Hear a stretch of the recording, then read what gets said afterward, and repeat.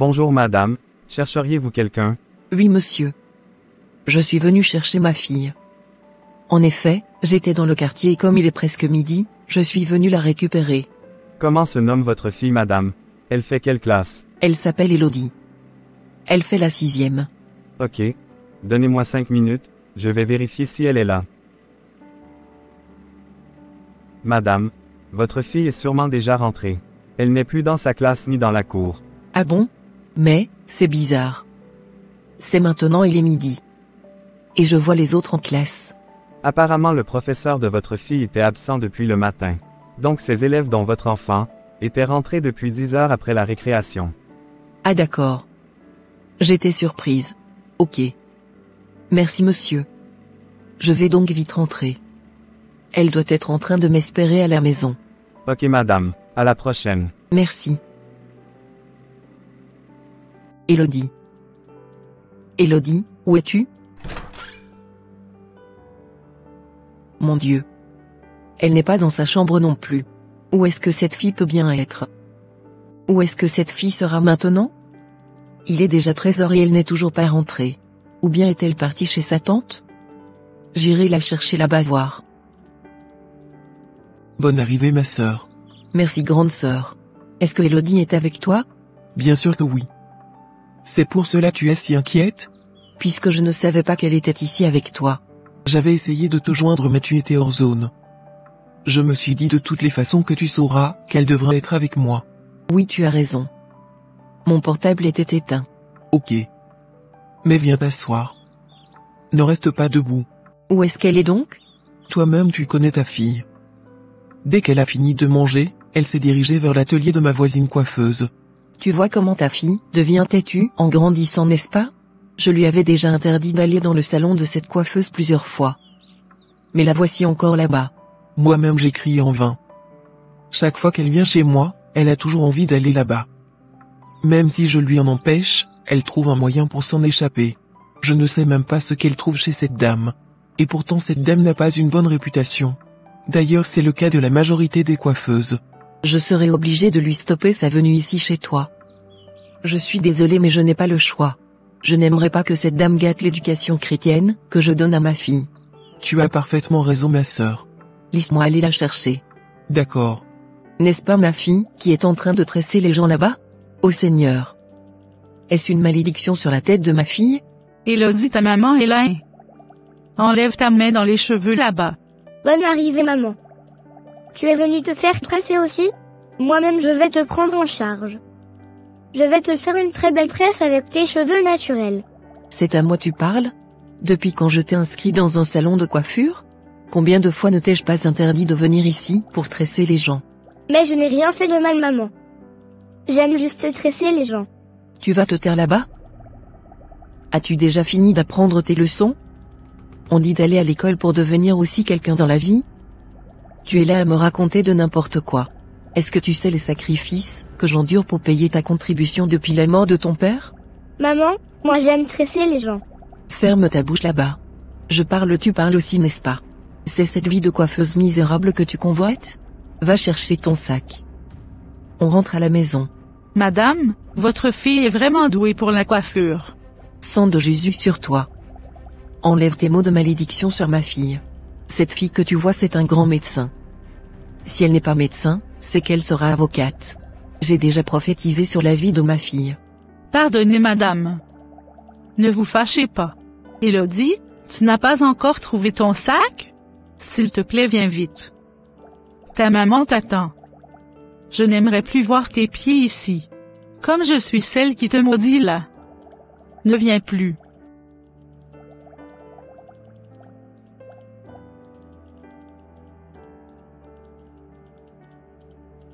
Je suis fatiguée. Ça fait déjà plus de 2 ans que j'ai mon diplôme en droit, mais je ne trouve toujours rien à faire. Même les stages je n'en trouve pas. Et Dieu, qu'est-ce que je vais devenir? Tu as encore quoi ma fille? Je t'ai dit de ne plus trop te soucier de ta situation professionnelle. Dieu pourvoira. Quand maman? Quand? Tous mes camarades, les bons, et les moins bons que moi, ont tous déjà trouvé quelque chose à faire. Mais moi je suis incapable de me fixer. Pourquoi pour moi ne marche pas? Je te dis que ça va marcher ma fille. Le Dieu que nous adorons n'est pas un Dieu qui dort. Il nous fera quelque chose au bon moment. Ne perds pas ta foi ma fille. Maman, je suis en train de me demander si je ne ferais pas mieux de commencer par me perfectionner en coiffure. Comme je ne trouve pas d'emploi, je vais au moins me débrouiller avec ça pour le moment. Attendez. On est combien ici? On dirait qu'il y a un inconnu ici qui parle. Il n'y a que nous deux maman. Donc c'est bien toi qui me parles de coiffure? Oui maman. Je veux me perfectionner en coiffure. Mon Dieu, c'est fini. Ma fille veut se prostituer. Ah. Où est le rapport entre ce que je dis et la prostitution? Mon Dieu. Jamais de ma vie. Je ne vais pas te permettre que tu fasses ce métier. C'est le métier que ma petite sœur qui est ta tante avait fait. Elle avait refusé d'étudier, et avait choisi d'aller faire ce métier. Aujourd'hui elle est misérable. Parce qu'elle n'a pas pu non seulement se trouver un mari fixe, mais chacun de ses enfants a un père différent. Même son loyer et la contribution de ses 5 enfants, c'est moi qui les paye. Tu imagines si moi je n'avais pas étudié pour trouver le boulot que je fais aujourd'hui, ce qu'elle allait devenir avec ses enfants? Est-ce cette vie tu veux? Depuis ton enfance, je t'avais toujours dit, que tu deviendras une avocate. Je n'ai pas pu le devenir parce que je n'avais pas eu l'opportunité, que toi tu as aujourd'hui. Tout ce que je n'ai pas pu faire toi tu le feras au nom de Jésus. Amen. Donc je vais juste rester à la maison à attendre la providence? Tu as étudié pendant des années, et Dieu sait ce qu'il te faut. C'est le moment pour Dieu de t'élever à ton rang. Sois juste patiente. Pour ce qui est de ta nourriture et de tes besoins, je suis là pour ça. Tu es ma fille unique. Si je ne prends pas soin de toi, je ne sais plus à qui j'irai le faire. Je sais que dans peu de temps, quand tu seras une grande avocate tu prendras bien soin de moi. Mais maman, pourquoi penses-tu forcément que je finirai comme ta petite sœur, si je fais le même travail qu'elle? On n'est pas les mêmes personnes. On n'a pas les mêmes opportunités et les mêmes connaissances. Je te dis que tu ne feras pas ce travail maudit. Toutes les personnes que j'ai connues, que ce soit de proche ou de loin, n'avaient pas une vie stable et satisfaisante avec ce métier. D'ailleurs, est-ce que tu as pensé à ce que les gens vont dire? Tes camarades vont te voir comment? Tu ne sais pas que c'est une honte pour moi? Nos ennemis vont se moquer de nous. Toi-même vois l'école que tu as faite. C'est la plus grande université de la sous-région. Je refuse que tu deviennes coiffeuse après tout ça. Je proclame sur ta vie, que tu deviendras cette avocate que tu mérites d'être dans le nom puissant de Jésus-Christ. Amen. Bonjour maman. Voilà encore une chômeuse célibataire. Je vous rappelle que je suis juste devant vous, et j'attends tout ce que vous dites. Et puis quoi? Vous êtes mes filles et je n'aurai pas peur de vous dire ce que je pense. Où est Fanta? Elle doit être dans sa chambre, va la voir. Mais tu as quoi Fanta? Ma maman me fatigue dans cette maison avec son histoire de mariage. Franchement, je n'en peux plus. Oh, je suis vraiment désolée. Elle vient même de m'insulter aussi. Je pense que c'est sa nature. Tu dois juste la connaître et l'éviter. Ne te mets pas dans cet état à cause d'elle. Après tout, c'est ta maman, elle a le droit de dire ce qu'elle pense. Je te comprends Elodie, mais moi je ne veux pas encore se marier. Qu'est-ce que je viens d'entendre? Je suis désolée maman. Quand moi j'avais votre âge, j'étais déjà mariée avec plus de 2 gallons. Je ne sais pas ce qui vous fait peur de vous stabiliser avec un homme, pour vous marier et faire des enfants. Je veux trouver un boulot stable avant de me marier maman. C'est ce dont j'ai besoin. Quel travail? Tu vois l'âge que tu as déjà? Depuis, c'est la même histoire, mais pourtant tu n'as jamais ce travail, dont tu rêves jour et nuit. Marie-toi au moins. On saura que tu as aussi fait quelque chose de ta vie. Moi que vous voyez ici, je n'avais même pas de boulot quand je me suis mariée. Mais dès que je me suis mariée, toutes mes portes ont été ouvertes. Mariez-vous et faites des enfants. Il y a de la grâce dedans. Ne restez pas là à attendre un travail qui ne vient jamais. Je suis un exemple palpable. Quand ma mère me le disait, je ne comprenais pas, mais après mon mariage j'avais tout compris. Mais votre fille est différente de vous maman. Laissez-la faire son propre choix selon ses désirs. Ce sont ces conseils que vous vous donnez, n'est-ce pas? Je comprends pourquoi vous demeurez toujours dans votre situation. Moi je m'en vais au marché. Bonne journée à vous. Seigneur, je t'ai prié jour et nuit pour que tu me viennes en aide. Pour que tu puisses changer ma situation, mais je n'ai jamais réussi à avoir une réponse de toi. Seigneur, je sais que c'est toi seul qui peux tout me faire. Mais je ne sais pas pourquoi je suis tellement aveugle ou sourde à ce que tu me dis. Je suis devenue cure-dent dans la bouche de tout le monde. Pourquoi c'est moi qui dois vivre tout ça? Qu'est-ce que toi tu viens encore faire dans mon cabinet? Je suis en train de préparer les contrats que vous m'aviez demandé de faire, patron. Ne t'ai-je pas dit d'aller tresser ma femme et mes enfants aujourd'hui? Comment vais-je tresser ta femme et tes enfants? Suis-je une coiffeuse? Comment pourriez-vous me ramener au rang d'une simple coiffeuse en tant qu'avocate? Qui t'a dit que tu es avocate? Si je t'ai recruté, c'est à cause de tes talents de coiffeuse. Maintenant sors de ma cabinet et va faire ce que je te demande de me faire. Quel est ce rêve bizarre en pleine journée? Un rêve dans lequel je serai à la fois une avocate, et celle qui tresse la femme et les enfants de mon patron? Qu'est-ce que ça veut dire? Voilà le rêve que je viens de faire, maman.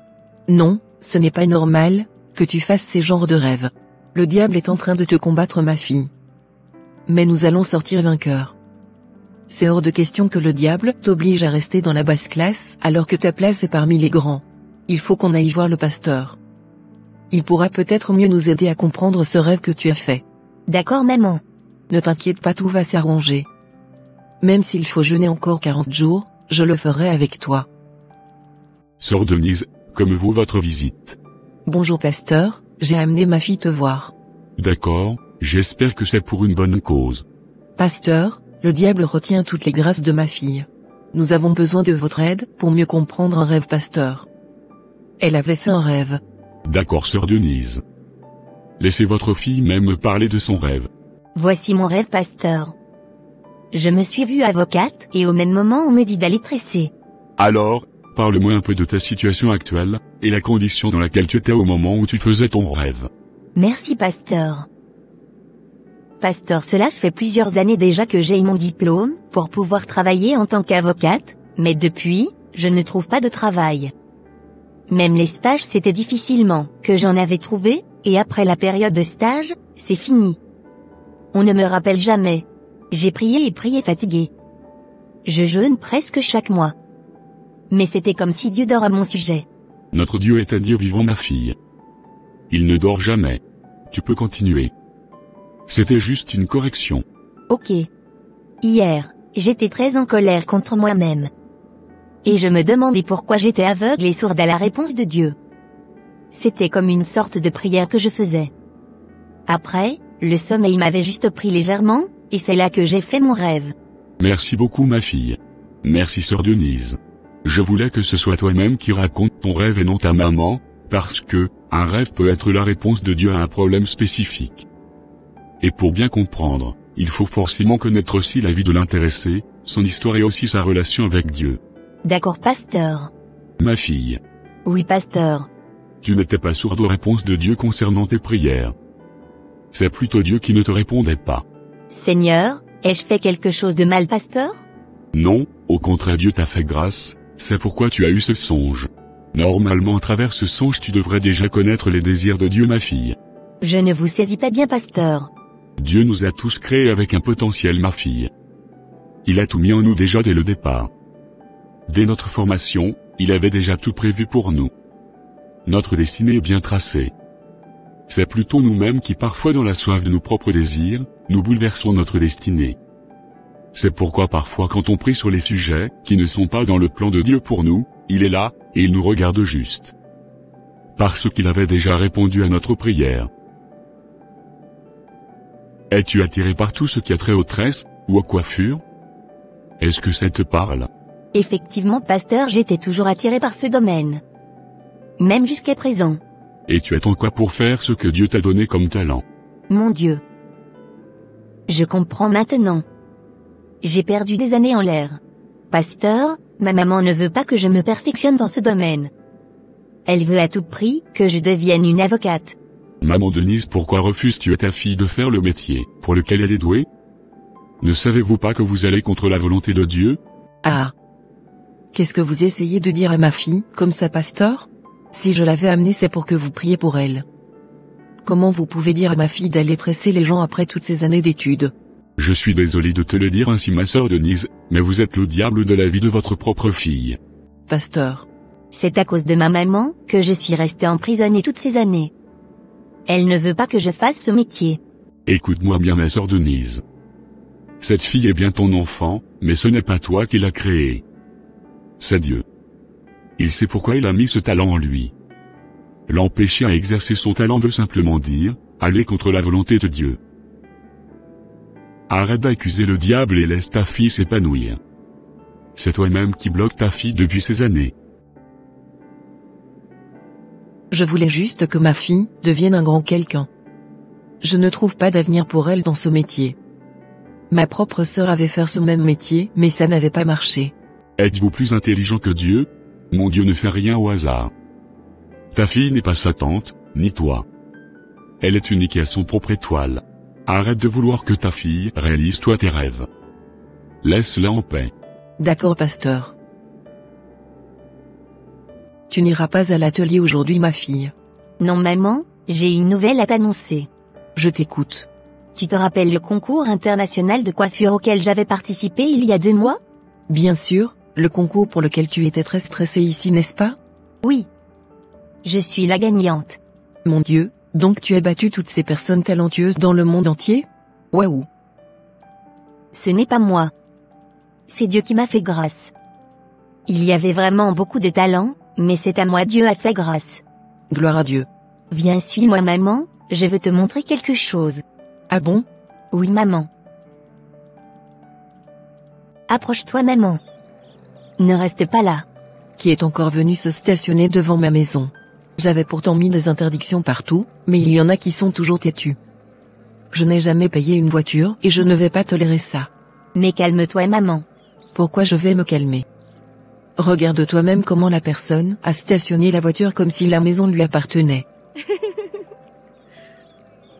Qu'est-ce qui fait rire dans ce que je dis? Cette voiture est à toi maman.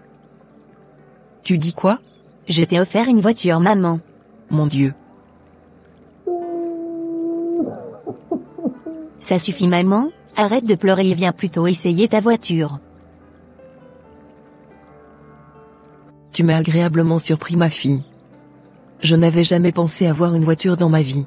Ma fille coiffeuse m'a payé une voiture. Je ne pourrais jamais imaginer cela. Je suis vraiment désolée ma fille d'avoir sous-estimé le potentiel que Dieu avait mis en toi. Ne t'inquiète pas maman. Ce n'était pas de ta faute aussi. C'est à cause de la société et des préjugés. Sinon il n'y a aucun saut métier. Je peux te rassurer que le fait d'aller à l'école m'avait beaucoup aidé aussi à mieux comprendre certaines choses que la plupart dans mon domaine n'avaient pas compris. Tu avais aussi fait quelque chose de bien maman. Juste que, je n'avais pas besoin des études très longues comme ce que j'avais fait pour devenir une coiffeuse. Je ne comprenais pas les choses ainsi ma fille. Pour moi c'était l'école seule qui peut bien nourrir un homme. Selon l'éducation que j'avais reçue. Bah c'est déjà obsolète cette manière de penser. Oublions ce sujet. J'aimerais que tu m'aides à faire quelques courses, parce que j'ai une formation à donner aux États-Unis ce week-end et j'aimerais que tu viennes avec moi. Moi, aux États-Unis? Arrête de pleurer maman. Apparemment tu vas pleurer toute ta vie. Si à chaque occasion que je vais t'offrir un cadeau tu vas pleurer, tu risquerais de crever tes yeux. Il faut qu'on change cette coiffure que tu as. C'est déjà vieux. Merci beaucoup ma fille. Je bénis le Seigneur pour ta vie et pour ce que tu es en train de devenir. Je reconnais que j'avais mal fait, mais j'ai appris de mon erreur, et j'espère que cela servira de leçon pour d'autres personnes. Amen. Ainsi s'achève cette animation. Comme vous l'avez tous constaté, Elodie a réussi à faire à sa mère ce que même la plupart des avocats ne pourront pas faire en un si peu de temps. Elle était sans doute la meilleure coiffeuse de sa génération. Chanta, qui était l'amie d'Elodie, avait réussi aussi à trouver un travail stable dans la fonction publique avant de se marier finalement. Elle était restée fidèle à ses convictions malgré les menaces de sa maman. Mes chers parents chrétiens, ne soyez pas le diable dans la vie de vos propres enfants. Cette animation a été réalisée dans le but d'attirer la conscience de beaucoup de parents sur les petites erreurs que nous commettons dans la vie de nos propres enfants. Plusieurs parents sont à la base du taux très élevé du chômage que nous constatons dans le monde d'aujourd'hui. Ah oui, je dis bien plusieurs parents sont responsables de l'échec professionnel et social de leurs enfants. Votre enfant que vous mettez au monde est différent de vous, mes chers parents chrétiens. Ne cherchez pas à vouloir de toutes les forces réaliser votre rêve à travers la vie de votre enfant. Cherchez plutôt à connaître l'étoile et la personne qui est votre enfant. Votre devoir en tant que parent est d'accompagner votre enfant dans le plan de Dieu, et non de le désorienter. Ce qui a marché avec vous ne marchera forcément pas pour votre enfant. L'éducation que vous avez reçue ne peut jamais être copie-collée pour vos enfants, mes chers parents. D'ailleurs, chaque période avec ses tendances et ses réalités. Cherchez plutôt à connaître vos enfants, et à juste les accompagner selon la volonté de Dieu sur leur vie. Beaucoup de parents ont raté la destinée de leurs enfants parce qu'ils ne savaient vraiment pas qui ils sont. C'est l'étoile d'un enfant qui le pousse vers tel ou tel métier. La parole de Dieu nous dit que Jésus, à l'âge de 12 ans, quittait ses parents pour le temple. Mais quand ses parents lui ont retrouvé, il leur a dit qu'il faisait ce pourquoi il est venu dans le monde. La Bible précisait même qu'il n'avait même pas demandé la permission à ses parents pour y aller. Je profite pour dire aussi à vous qui êtes déjà majeurs, et qui attendez que ce soit votre père ou votre mère, qui vous dise ce que vous devez faire de votre vie, que vous avez tort. Regardez Jésus, à 12 ans, il sait faire le choix de sa destinée. Même si on dit que Jésus est le Christ et par conséquent était précoce, je peux accepter à 12 ans. Mais toi qui as déjà plus de 18 ans, plus de 25 ans, et tu attends toujours qu'on t'oriente. Tu ne vois pas que tu es en train de rater ta vie, pour vivre celle des autres? Suivre sa voie ne veut pas dire être impoli, mais bien aimer. Réveillons-nous, mes chers frères et sœurs en Christ. Tout ne vient pas du diable. Nous sommes parfois nos propres démons. Apprenons plutôt à connaître nos enfants et à les voir avec l'œil de Dieu, pour mieux comprendre leur destinée. Et à vous les enfants, apprenez à vous écouter et à vous découvrir. Car je sais, et j'ai la conviction que mon Dieu ne fait jamais d'erreur. S'il t'a créé, c'est évident que tu mérites ta place quelque part dans ce monde. Lève-toi et brille selon la destinée que Dieu a pour toi. Amen. N'oubliez surtout pas de vous abonner si ce n'est pas encore fait, et d'activer la cloche de notification. Aimez et partagez vos points de vue avec nous dans les commentaires, mes chers frères et sœurs. Vous pourrez édifier plus d'un. Que Dieu vous bénisse et à la prochaine. Bye.